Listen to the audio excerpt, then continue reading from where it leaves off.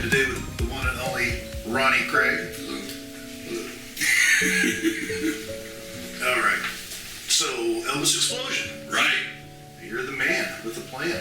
Tell me about it. Well, we're in our 25th year. It started out just humble beginnings. We really didn't know what we were doing. You know, we were doing it in the middle of a summer outdoors.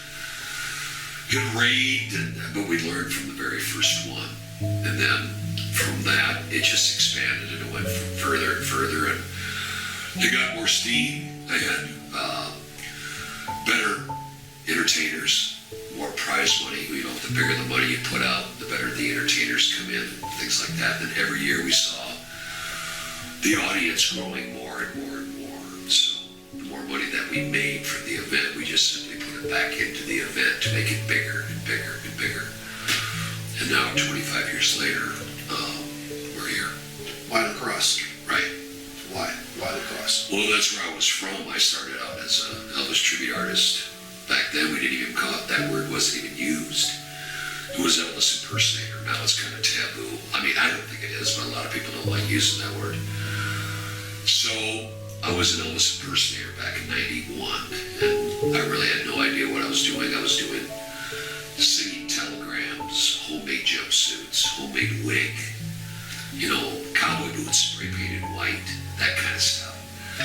Doing nursing homes, doing anything just to get out there and just see what you could do. I just wanted to sing, and I used Elvis as a tool because I knew they wouldn't come see Craig Pluger, but I knew they'd come see Craig Pluger, the Elvis guy. That's Elvis, yeah. Right, so that's what I wanted to do. Then I changed my name. I just simply used my father's name. That is my middle name, Craig Ronald Pluger, so it's Ronny Craig. And then now everybody calls me Ronny. And that, like I said, that started back in 91. And then I started going to these. I didn't even know there was another impersonator. I didn't even, you know, at that time, it was like unheard of. But you did hear like maybe there's one in Las Vegas and legend. So we went to go see him, and I learned a lot, like where to get the costumes and things like that. Who was it? I think it was Jonathan Van Buren, I believe. Okay. Yeah, in 91. And I stuck around like a stalker after the show, like looking where he's going to be coming out of. And I wanted to talk to him. And he was very nice. He told me who to talk to and where to go and all this. And then this is even before karaoke. Karaoke didn't even exist then. Karaoke? Karaoke. Karaoke, whatever. But you learn trial and error. And then I went to my first convention in 91 in Chicago. And that's when I met all these other guys like Rick Marino, Doug Church, the late Stan Mayo, Ron and Sandy Bissett were running these things back then. Met Trent Carlini for the first time. And then I'm like, okay, there is this world. They're here. Yeah. Right, so I just took it in, and then I probably knew about 12 to 15 songs. That's all I knew, but that was enough for a show, and that's where I started. If You Love Me, Let Me Know. Was that one of the songs you did? Yeah, it was an Olivia Newton-John song, and that's when I started singing. My voice has changed. I got allergies and hay fever, so my voice is really screwed up now. It's like, God, he talks funny. But I didn't talk funny back then. But I mean, I'm seeing a specialist for it, so maybe one day I'll be able to get back to talking again. I hope so. Anybody ever tell you that you kind of look like Vince McMahon from Vince McMahon? the No. WWE? You got that deep voice too, you know? Yeah. I hope I'm not as deviant as he is.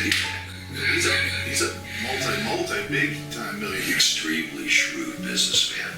The WWF, or the WWE, is bigger than the New York Giants, the New York Jets, and the New York Islanders combined. I believe it. That's how big those guys are. Yeah.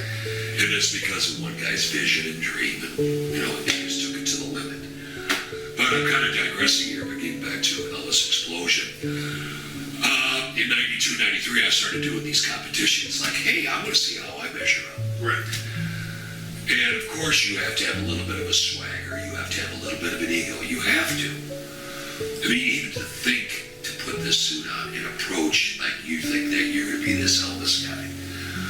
Anyway, which I did think like that back then.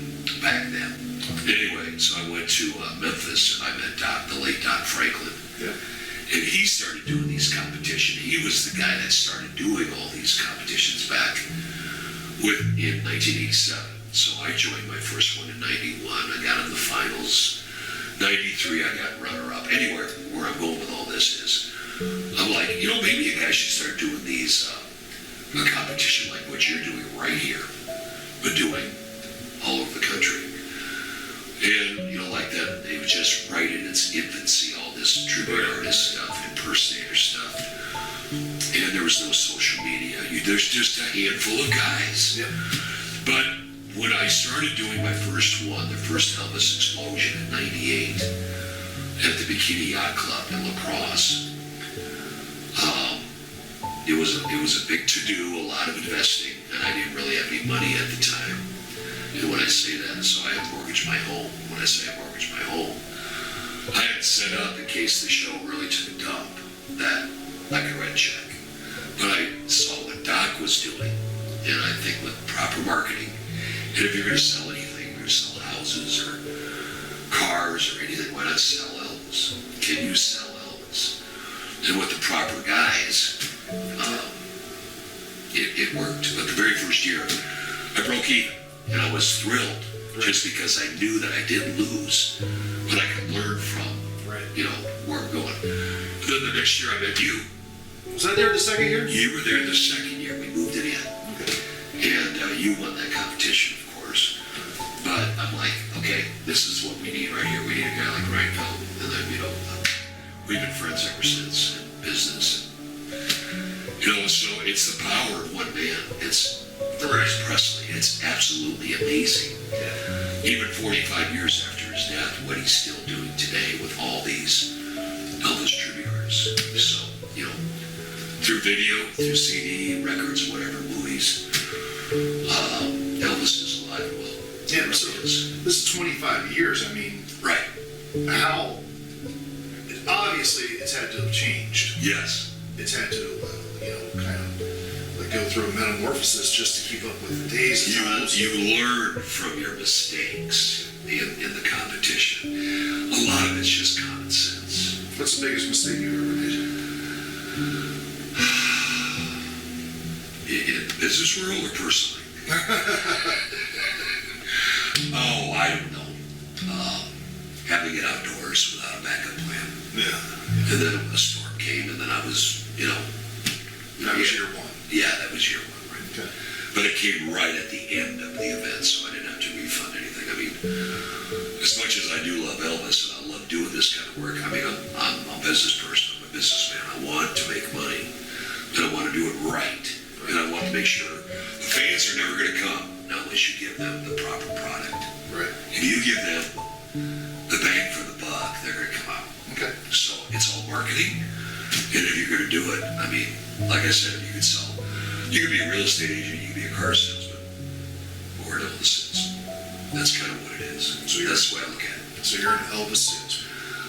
Yeah, you can call it whatever you want to call it. But yeah, I'm into remodeling, Well, look at this condos. This place here. Yeah, as this is a rental, but no one can see. But I'm sure there's been a lot of people that have stayed here, but it works out well. And I'm a collector, so I love throwing this stuff up on the wall. And what good is having any of this stuff unless people can enjoy it? Right. That's the bottom line. I agree.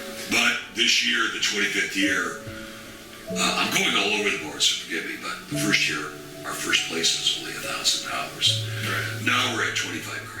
Yeah. The first place is 10 grand, then it goes to 4,000, 3,000, then 2,000. Then the 6 other spots get $1,000 a piece. Correct. So whoever's in the finals will get a little chip off the 25 grand. And it's by invite only. I mean, no disrespect when I do say this. There's a lot of subpar Elvises out there.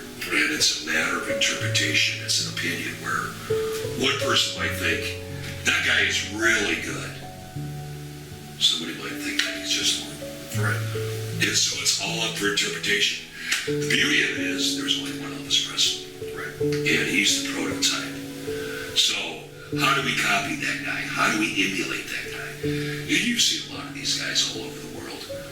I mean, you're talking face surgeries, plastic surgeries. I mean, I'm not condemning or anything, but that's extreme. I mean, to look like another person so you can get on stage and carry off this illusion. But, you know, some of these guys, some of these Elvis tribute artists can really sing. Oh, yeah. And I think it has really taken a step in the last 10 years, like with yourself. Not just because you're here interviewing me. The Dean Z's, the Dwight Eisenhowers, the Codys. These guys have elevated it to another level. Yeah. Now, these Elvis tribute artists that were in the VFWs and in the bars or the nursing homes, which is fine. Right. Now they're playing major concert halls. Yeah. And commanding big money. Yeah. And the fans, they will approach, and you know this, they will approach you like you are Elvis. I've seen it countless times. And it's just, the way I look at it is there's only one Elvis Presley, and the good Lord broke the mold. Nobody can copy Elvis. All the other Elvis tribute artists are nothing more than vehicles, ambassadors, driving these cars and keeping Elvis's memory alive. Yep, I agree. I think I use that same mentality. Like Elvis, for me, Right. has been a vehicle to allow me to do a lot of other things. It's crazy. It's crazy. I mean, I was a livestock buyer for years. I was a farm kid. And I knew I'd buy cows barely. And my dad had a position. My dad was an owner of a packing plant. So I was positioned as a cow packer, cattle buyer. But I just got tired of it after a while. And then when I saw this Elvis impersonator going back to 1990, 91, I didn't know what that was. I knew what a police impersonator was. And you get in trouble for doing that. So I'm like, an Elvis impersonator? How wild is that? So I went to go see this guy. And he was horrible. But all the attention that he drew, I'm like, that's what I'm going to do right there. And that's it. Oh, that's hilarious. Well, and that's why a lot of guys, I mean, how many stories have you heard from numerous Elvis tribute artists? Well, I got dressed up for Halloween. Yeah. And then there I was, and the next thing you know, I'm on stage. Well, I think too, a lot of these people are Elvis fans to start with. I wasn't. I knew nothing about Elvis. Nothing about entertainment, singing, didn't desire to do it, but I couldn't get away from it. People Right. constantly hounded me until Right. I did it. But like, I think a lot of the guys are actual fans. Right. I would say 99% of them got into it because they were a fan. I didn't. I got into it because I saw it as I'm going to dress up like this guy, and it's a way to make money, and they'll hear me sing. You want to sing? Yeah, I wanted to sing. Back in that day, I thought I was good, whatever. But next thing you know, then I became an Elvis fan. I just became fascinated with the guy. I couldn't stop reading on him. It's just like, how did this guy do this? And then him dying at such a young age. Yep. That's even more intriguing. It's like a shooting star, and it's just, Yeah. it's like a shooting star. Yeah. It's like a shooting star. It's like a shooting star. It's like a shooting star.